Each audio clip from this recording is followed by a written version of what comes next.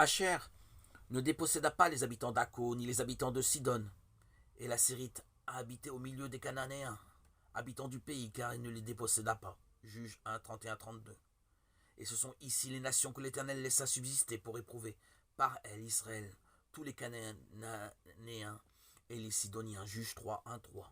Partant de là, Jésus se retira vers la région de Tyr et de Sidon. Et voici qu'une femme cananéenne, venue de ces territoires, se mit à crier « Aie pitié de moi, Seigneur, fils de David ». Matthieu 15, 21, 22.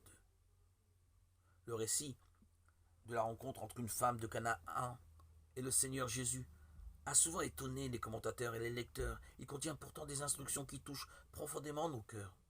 Mais avant de considérer le texte de l'Évangile, il est bon de rappeler quelle était l'histoire de l'ethnie à laquelle appartenait cette femme.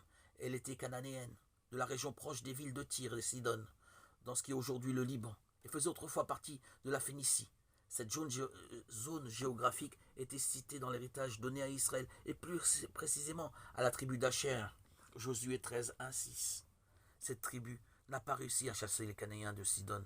Si l'on considère les choses du côté de l'homme, il est vrai qu'Israël n'est pas parvenu à chasser de nombreux Cananéens. Mais vu du côté de Dieu, ses ennemis ont été laissés dans le pays pour un but précis. Dieu les a utilisés pour éprouver, châtier Israël. Juge 2, 3.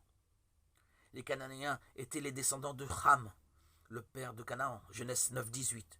Ils étaient donc soumis à la malédiction de Dieu. Verset 25. Ils s'étaient adonnés à une idolâtrie de la pire espèce et aux pratiques impures et occultes qui en résultaient. C'est pour cette raison que l'Éternel avait décidé leur destruction. Lévitique 18, 24, 25.